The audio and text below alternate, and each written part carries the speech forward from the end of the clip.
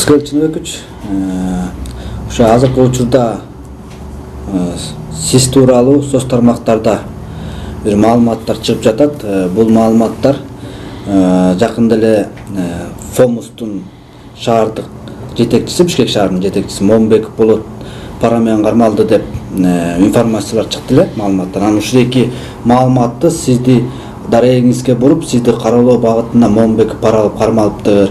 Биз ушул кишиге ишенип жүрсөк кылган ушул беле деген үңүттөгү маалыматтар соц тармактарда айтылып жазылып жатат. Ушул тууралуу сиз тактап пикириңизди айтып койсоңуз. Туура, бул жөнүндө мен биринчи Бишкек шаардык Фомустунун башкы директору Момбеков Болот Бейшенович деди го дейм, ошондой адамдын кармалганы жөнүндө кабарды уккам. Ал тургай менин бир жолдош балдарымдын иниси каржы полициясында иштейт экен. Ошол жигит агасынан чалыптыр, ошол тиги депутат Момбековго тиешеси жок бекен деп. Анан ал да мага чалып калды, ушинтип. Ай, менин мамлекеттик кызматта да иштеген бир дагы тууганым жок. Бирок Момбеков деген фамилия көп деп. Адашып аткан чыгар деп. Бирок ошол маалымат чыккандан кийин артынан эле социалдык тармактарда шок, тез көргүлө, Момбеков пара алган жерден кармалды деп мени каралоо максатында ушундай жаадырып жиберишти. Мен өзүм деле күлдүм. Бирок мени социалдык тармактарда менин баракчыларыма кайсы бир менин көрөрмандардын бирөөсү күйүп жатса, бирөөсү күлүп жазыптыр. Бирок бул күйө турган нерсе эмес, бул күлө турган нерсе. Ошол кармалган адам менен менин бир дагы туугандык байланышым жок. Болгону байланышыбыз экөөбүздүн фамилиябыздын бир болуп калганы. Экинчиден, мен пара ала турган кызматта эмесмин. Пара ала турган кызматымда жок, анан пара ала турган менин кыялымда жок. Рахмат. Анан ошо сиз бийликти, өкмөттү аябай катуу сынагандан улам сиз тууралуу социалдык тармактарда ар дайым жакшы пикирлер дагы, ошол учурда сиздин каралоо өңүттө дагы маалыматтар чыгып турат да. Бул жашырсак дагы айтылып көрүлүп турат. Анан акыркы учурда бийликке, өкмөткө дарегине нааразы болгон акциялар байма-бай уюшулуп атат да. Ошол эле акыркы маалыматка карасак, ат башыда логистикалык борбор куруу боюнча жергиликтүү калк каршы болуп атат. Анан ушул акциянын артында уюштуруучулардын бири катар сиздин атыңызды атап, анан Момбековдун артында АКШ турат экен дегенге чейин жетип атышат да. Ушул эки маалыматтар сиз кандай кабыл атасыз? Мунун канчалык деңгээлде чындыгы бар? Бунун максаты эмнеде деген суроолор. Эми бул чын айтканда уятсыз ушак. Мындан мурун жанагы жаштар өткөргөн митингдердин артында Бабанов турат деди, Отунбаев турат экен деди. Анан кийин АКШнын департаменти турат экен деди. Эми өткөндө мен өзүм эле таң калдым. Ошо ат башыдагы жаңы курула турган логистикалык борбордун болуп жаткан акциялардын артында Момбеков турат, Момбековдун артында АКШ турат деп атпайбы? Мен бир нерсени айтып коеюн. АКШ ат башыдагы логистикалык борборду куруунун артында байлар турат. Алдында карапайым калк турат. Байлардын артында карандай калп турат. Элдин артында чындык турат, чындыктын артында карапайым калк турат. Анан айтышып атпайбы, бунун пайдасы бар. Сиз калың сөзүн айтканда, инвестор дечи, эгемендик алгандан бери Кыргызстанга кирген инвесторлордун бирисинде пайда көргөн жокпуз. Комтөрү баш болуп, жери төш болуп туруп, анан ушул жерден бир чоң инвестор келет экен, анан бизге ушунчалык пайда алып келет деген мен жомокторго ишенбейм, ишенгим да келбейт. Андай ушактарды мен уккум да келбейт. Мен өзүмдүн жеке пикиримди өткөндө да айткам, азыр да айтам. Мен андай инвестициялык долбоорго караманча каршымын. Кандай болгон күндө дагы биздин ата-бабаларыбыз жерин бербейли, кен байлыктарын бербейли, бизди урпактарга узатып таштап келген болчу. Мен ошондой пикирдемин. Менин артымда АКШ турат деп атат. Менин атаң көрүшү илайым эле менин артымда АКШ туруп калса жакшы болбойт беле. Менин артымда менин чындыгым турат. Башка эч ким турбайт. Эми аны мага байланыштырбай эле койсун, бул деле ошо Аргастанда болгон нерселер го дейм. Мен мындай арзыбаган, акылга сыйбаган ушактарга жооп деле бергим келбейт. Кудайдын көзү түз болсун, анан карапайым калктын көңүлү түз болсун. Анан сиз жакында жогорку кеңеште айттыңыз, бул салык кызматы быйылкы 2019 жылкы өткөн жылда салыкты толтура албай калганын, бирок өкмөт 100% аткардык деген пикирди айтышты. Сиз ал пикирди жалган айтып атат деген үмүттү анын калпын чыгардыңыз да, бир 2 миллиард сомдун дайынын так айтып бериңиз деген талапты айттыңыз да. Ушул боюнча пикириңизди. Бул эми чын айтканда өкмөттүн өздөрүнүн кемчилиги. Салык кызматы 2019 жылдык пландын ашыгы менен аткардык деп маалыматты берди. Ошол маалыматка жазылган комментарийлерди окуп көрсөңүздөр, эл жазып атат да, карапайым эл жазып атат, мен транспорт салыгын төккөн жокмун, менин коштамдар төккөн жок, менин үй бүлөм төккөн жок, анан кантип силер 100%дан ашып кеттиңер? Эгер биз төкпөсөк деп адамдар айтып аткандан анан кантип ишенсе болот? Мен деле 2020 жылдын башында январь айында маалымат алган болчумун. Кыргызстандагы салык кызматынын 2019 жылдын киреше бөлүгүндөгү өздөрүнүн милдеттерин аткара албай калган.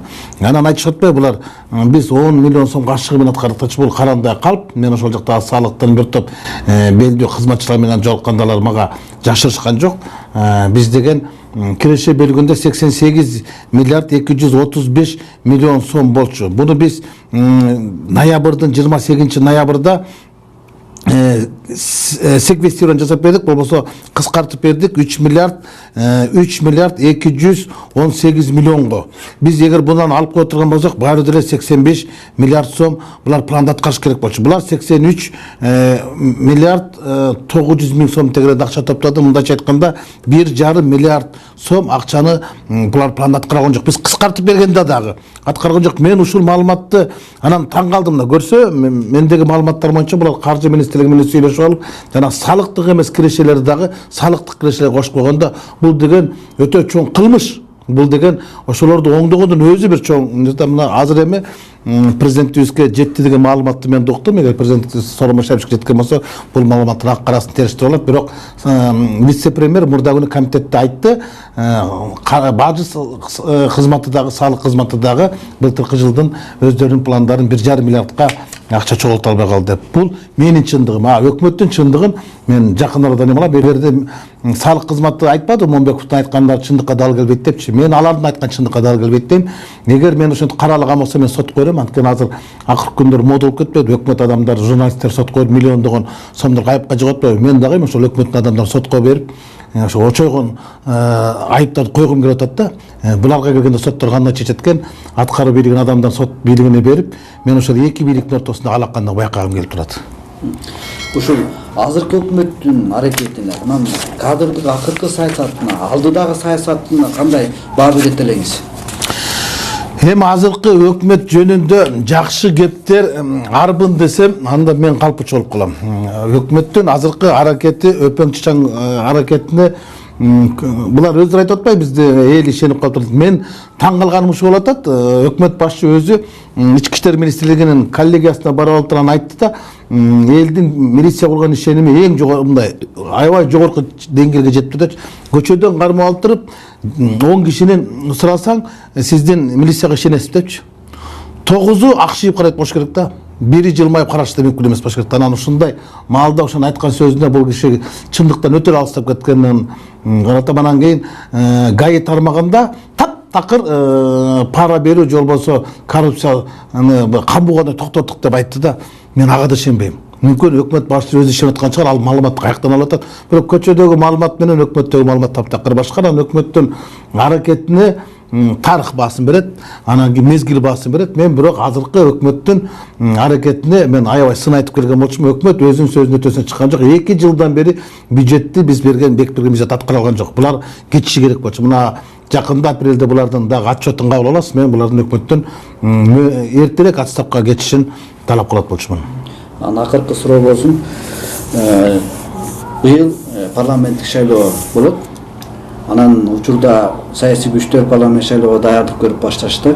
Анан сиз тууралуу дагы Атамекен партиясы менен шайлоо барат экен деген маалымат чыкты. Ошол учурда жакын эле Жан Аракаев түзгөн Кыргызстан либерал демократ партиясынын катарына кошулат экен деген сөз болуп атат. Сиз кайсы партиянын катары менен шайлоого аттанасыз? Ушуну ачыктап койсоңуз. Ушул суроолор арбын берилип баштады. Буга негиздер бар, анткени быйыл парламенттик шайлоо, бирок мен айтканым менин болгон күндө деле бирок баягы социалдык тармактар аркылуу деле мындай деле көчөдөн деле кайсы бир жолугушуулардан деле айтышып атат да, сиз бул менен барат. Мени Атамеке менен барат экенсиз деп көптөр сураса, бирөөлөр сиз Өмүрбек Токтогулович менен сүйлөшкөн экенсиз, республика менен барат деди. Бирөөлөр айтты Жанар Акаев менен биригип дагы бир тандем менен жаңы партия менен барат экенсиз деди. Бирөөлөр айтты жок, сиз ТМЗдын бийликтин партиясы менен сүйлөшүп аткан экенсиз, ошол жак менен барасыз. Мен буга чейин айткам, азыр дагы тактап айтып коеюнчу, мен Кыргызстан социал-демократтар саясий партиясынын депутатымын, ошол фракциянын мүчөсүмүн. Мына ушул партия менен мен 6 чакырылыш кергем. Эгер ушул партияга 7 чакырылышта мүмкүнчүлүк бере турган болсо, анан мен өзүмү мени чакыра турган болсо, ошол партиянын жетекчилиги, анда мен ойлонуп көрөт болчумун. Башка менде эч кандай максат, ой, сунуш, жумуш дегендер жок. Партиянын бүгүнкү күндөгү келечеги бүдөмүк, андыктан меники дагы шайлоого бара турган, барбай турган жоопторум бүдөмүк болуп турат. Анткени мен барыш үчүн унаа болуш керек, жете турган жерге алып бара турган унаа болуш керек, анан ошол унаада бара турган адамдар курамы болуш керек, анан план болуш керек да. Анан эч кандай нерсе жок эле шайлоого мен тиги менен барам, бул менен барам десе, бул алабармандык болуп калат. Бардыгы өз мезгилинде президентибиздин жарлыгы чыгат, ошо 4-июлда же болбосо 26-июнда чыгат, жаңы шайлоолорду дайындаган болчу. Мына ошол шайлоолор дайындалган күндөн баштап мен өз пикиримди ошондо билдирем.